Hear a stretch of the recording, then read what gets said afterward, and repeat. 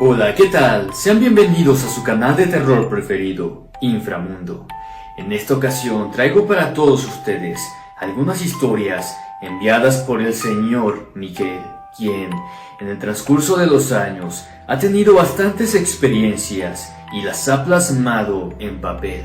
Historias que le han contado muchas personas alrededor de México que son muy interesantes. Espero sean de tu agrado. Desde los tiempos ancestrales, siempre ha existido lo que se conoce como sobrenatural. Son sucesos extraordinarios, esporádicos, pero ¿cómo se manifiestan estos sucesos sobrenaturales? Es un fenómeno sobrenatural que, por decir así, los investigadores lo llaman.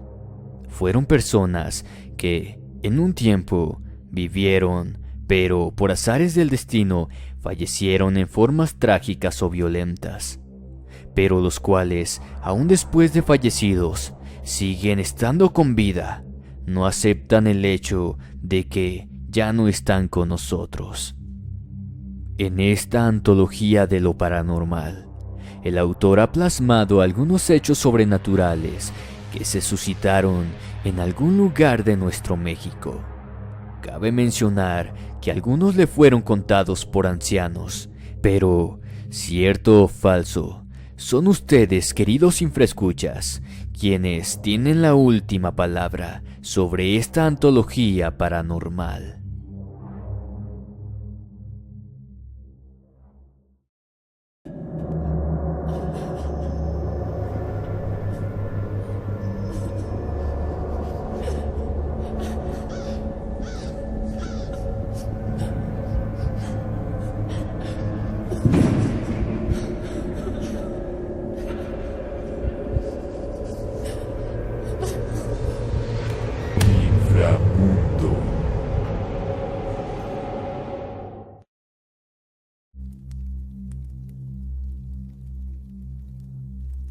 La enfermera de la Clínica 27, basado en hechos reales, escrito por Miguel Martínez para Inframundo. Esta anécdota me sucedió allá por el año del 95. Trabajaba en una empresa minera en la ciudad de Piedras Negras, Coahuila, México. Era ayudante de mantenimiento mecánico automotriz. Pero una mañana, mientras esperaba el transporte que me llevaría a la mina, sentí un fuerte dolor a un costado, y al llegar el supervisor me envió a la enfermería, donde después el médico me trasladó a la Clínica 27 del Instituto Mexicano del Seguro Social, muy conocido por todos como el IMSS. Pues bien, después de revisarme el médico de urgencias, llamó al cirujano, el cual se encontraba en consulta, y fue a revisarme. Después de ello, ordenó que de inmediato se me hospitalizara para ser intervenido quirúrgicamente. Me subieron al piso correspondiente, y ahí estuve esa tarde y noche, ya que sería operado al día siguiente, a eso de las 9 de la mañana. Me dejaron en la habitación 239 para observación. En la habitación frente a mi cama se encontraba un paciente, el cual estaba conectado a una máquina con respirador artificial. Se encontraba bien en esos momentos. Poco antes de las 9 se apagó la luz, dejando solamente una tenue luz en el pasillo. Yo intenté dormir un poco, pero entonces escuché que alguien entraba a la habitación y al abrir los ojos para ver de quién se trataba, vi que era una mujer vestida de enfermera ya mayor, la cual se acercó al paciente que estaba conmigo y revisó la tabla de control. Permaneció allí unos minutos. Después se acercó conmigo e hizo lo mismo, para después retirarse sin decir ni una palabra. Pero lo que me llamó la atención fue que me pareció ver que ella, al caminar con sus pies, no tocaba el piso, pero pensé que era producto de mi imaginación, así que no le di mayor importancia y me volví a dormir.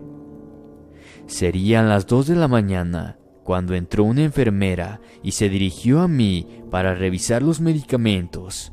Entonces le dije que era una buena atención la que nos daban a los enfermos. La señorita preguntó por qué. Le contesté que no hace mucho había venido una enfermera y me revisó el medicamento. ¿Una enfermera, joven?, me preguntó con cara extraña, a lo que me respondió que ella era la única que estaba en ese pabellón. Entonces le contesté que quizá yo lo había soñado. Después de eso, se retiró sin decir ni una sola palabra.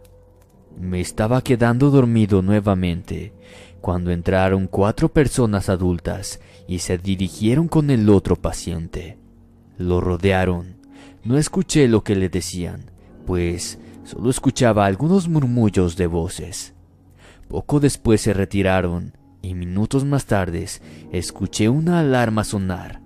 Entonces entraron 2 enfermeras y el médico, el cual examinó al paciente. Escuché que dijo: «Ya no se puede hacer nada más, ha fallecido. Llamen a los camilleros para que bajen el cuerpo al descanso». Minutos después entraron 2 camilleros y mientras amortajaban el cuerpo les dije: «Qué bueno que alcanzaron a despedirse sus familiares». Ambos se miraron entre sí y uno de ellos me preguntó: «¿Qué familiares?». Les conté sobre las personas que estaban con él hace unos minutos. El camillero contestó que era algo bastante extraño, pues según el paciente no tenía más que solo una hija, la cual lo visitaba cada fin de semana, ya que ella venía de lejos. No dije nada y me quedé de nuevo dormido. Al día siguiente, poco antes de las 9, me llevaron al quirófano, y al estar en la mesa de operaciones, mientras hacía efecto la anestesia, pude ver que en una esquina de la sala estaba de nuevo aquella enfermera, la cual me sonreía levemente. Ya no supe más de mí y me quedé profundamente dormido. Para cuando volví en sí, estaba en la sala de recuperación. Después fui llevado a la habitación. 5 días más tarde fui dado de alta y al estar en la recepción en espera de mi alta, vi una fotografía en la pared.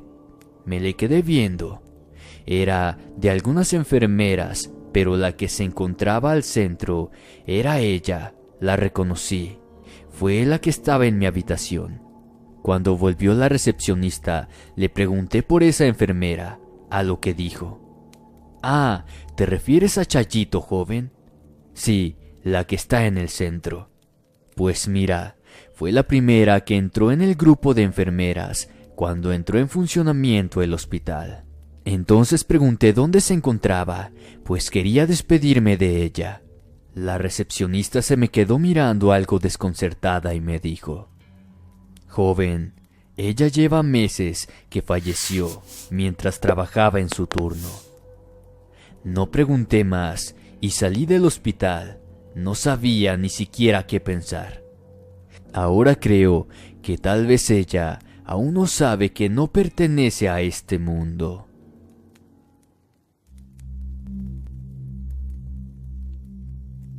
Ánimas en confesión. Historia basada en hechos reales, escrita por Miguel Martínez para Inframundo.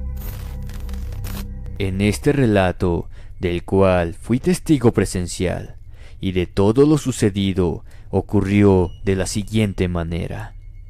Por los años 70, yo era un seminarista de la ciudad de Durango. Cursaba lo que se llama curso introductorio a la filosofía. Entonces se me envió a un pueblo de San Luis Potosí llamado Atotonilco, junto con un sacerdote de nombre Enrique Fuentes. Él sería el nuevo sacerdote de aquella población. Yo estaría por unos días, ya que se acercaba la Semana Santa. Pero a los 2 días después de llegar, era una noche como cualquier otra. A eso de las 2 de la mañana, escuchamos que alguien tocaba el vidrio de la ventana del cuarto donde estábamos dormidos. Me levanté y vi a unos 5 hombres parados ahí. Abrí la ventana y le pregunté a uno de ellos qué se les ofrecía, a lo cual me contestó: «Reverendo, somos de este pueblo y queremos confesarnos». A lo que yo respondí: «Señor, son las 2 de la mañana, por favor regresen más tarde». «Padrecito, no podemos, debe ser ahora mismo». Vi sus caras de preocupación en ese momento. Entonces les pedí que aguardaran un momento en lo que iba por el padre. Llegué con el padre moviéndolo un poco, a lo que se levantó sobresaltado, diciéndome qué era lo que ocurría. Entonces le dije que afuera había unos 5 hombres y pedían confesarse. Les dije que volvieran al día siguiente, pero ellos insistían en que fuera en ese preciso momento. El padre se paró rápidamente y me pidió que les avisara que fueran a la iglesia, que enseguida iría. El padre llegó a la iglesia y los confesó uno a uno. Al día siguiente estaba revisando los libros del bautismo, matrimonio y de defunciones. Al estar en este apartado, se quedó pensativo y me dijo: «¿Te acuerdas que anoche confesé a aquellos hombres? Verás, después de confesarlos, uno a uno me fue diciendo su nombre, por lo cual al principio no le tomé importancia. Pero ahora que estoy revisando este libro en el apartado de defunciones, ellos habían fallecido ya años atrás. Quizá estas personas fallecieron con el pendiente de la confesión y necesitaban hacerlo para poder descansar en paz».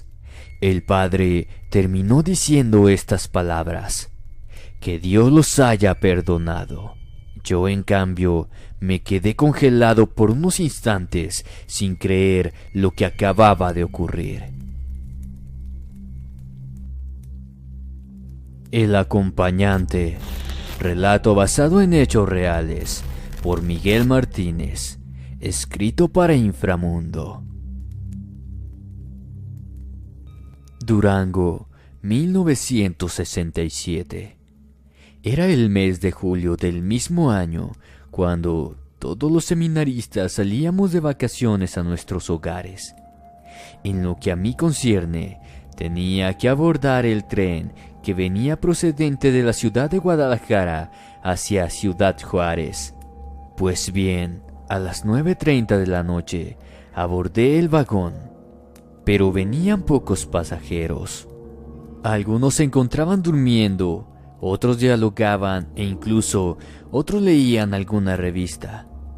Minutos después emprendía la marcha la pesada máquina de acero, desplazándose así lentamente por la vía. Al llegar a Velardeña, se detuvo para levantar más pasajeros en la estación de aquel municipio, aunque cabe mencionar que otros bajaban en el mismo lugar. Entonces subió un hombre como de unos 56 años de edad, de tez blanca pero bronceado por el sol, no muy alto de estatura. Usaba un pantalón de mezclilla con pechera y llevaba una pequeña maleta. Por consiguiente, se sentó a mi lado. De nuevo el tren continuó su marcha. Entonces aquel hombre me preguntó que de dónde era, a lo que le contesté que de Gómez Palacio. Después se presentó diciendo que su nombre era Armando Cuellar. Posteriormente le dije que era un gusto y que me llamaba Miguel Martínez. Entonces entablamos una conversación amena. Me dijo que tenía 5 años que no veía a su única hija, llamada Lucía, la cual vivía en Lerdo. Entonces tuve la osadía de preguntar por qué tenía tantos años sin ver a su hija, a lo cual me dijo que el trabajo lo tenía acaparado, pero muy pronto la vería. Estaba amaneciendo cuando llegamos a Gómez Palacio. Entonces, antes de bajar, me dijo aquel hombre: «Mira, hazme un favor». Sacó de sus bolsillos un pequeño morral de gamuza y me la dio diciéndome: Llévasela a mi hija y entrégasela en Zaragoza número 23. Dile por favor que muy pronto estaré con ella. Bien, don Armando, yo se la llevo con mucho gusto. Después, aquel hombre, en un abrir y cerrar de ojos, se desvaneció, cosa que no le di mucha importancia. Creí que era el cansancio el que hacía ese efecto en mí. Esa misma tarde, fui a la dirección que me había dado aquel hombre y llegué a la casa. Llamé a la puerta y una mujer de unos 27 años salió preguntando qué se me ofrecía. Entonces pregunté por Lucía y me respondió que era ella. Le dije el motivo de mi visita. Entonces, inexplicablemente soltó en llanto. Sin saber qué pasaba, le pregunté por qué se encontraba llorando. Entonces, con una voz triste me dijo: «Por favor, pase». Me llevó a donde había una fotografía y me dijo: «¿Este es el señor que le entregó el morral?». A lo que, moviendo mi cabeza afirmativamente, le contesté que sí. «No puede ser posible, joven». A lo que yo pregunté por qué. Entonces sacó de un cajón un telegrama y dijo: «Léalo». Al comenzar a leer, supe que él había fallecido una semana antes, en un accidente de trabajo, y que recibiría el cuerpo de su padre a la brevedad posible. Al terminar de leer el telegrama, me quedé sorprendido e inmóvil, pues no sabía qué decirle a la joven. Solamente le dije: «Lo siento, señorita», y me despedí de ella. De camino a mi casa, me hacía un sinfín de preguntas, pues aquel hombre era un fantasma y se valió de mí para hacerle llegar a su hija aquel morral. Nunca supe qué era lo que contenía en su interior. Ojalá ahora esté descansando en paz donde quiera que se encuentre. El baúl. Relato real por Miguel Martínez. Escrito para Inframundo Relatos. Mi nombre es Miguel Martínez Ortiz. Permítanme narrarles un suceso del cual fui testigo, y es el siguiente. Tenía unos 16 años de edad. Vivía en la ciudad de Gómez Palacios, Durango. Mi hermana, que en paz descanse, de nombre Ana María, vivía en la calle Zarco, número 914, de la colonia Santa Rosa de Lima. La casa que habitaba junto a su familia era antigua y de adobe. Ella siempre decía que en el cuarto que ocupaba por las noches, en un rincón, veía que se encendían unos cerillos emitiendo una flama de distintos colores.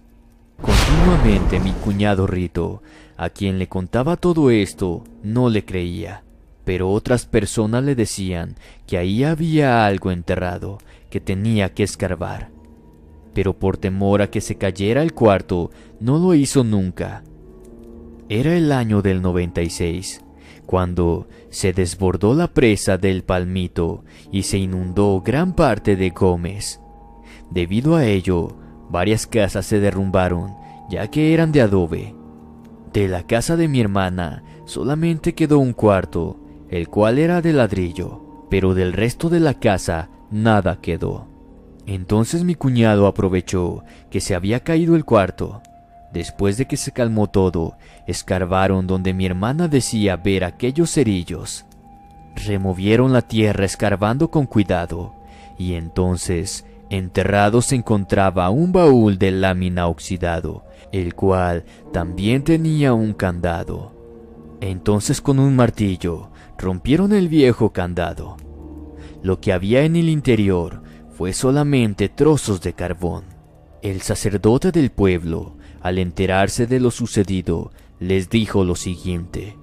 Primero, que él no debería haber escarbado, ya que quien lo tendría que haber hecho era mi hermana, porque de contener algo de valor en el baúl era de ella, ya que el alma de algún difunto la había elegido para que se quedara con el contenido del baúl. Después, al paso del tiempo, ella jamás volvió a ver los cerillos encendidos por las noches. Al parecer, aquella ánima se había liberado,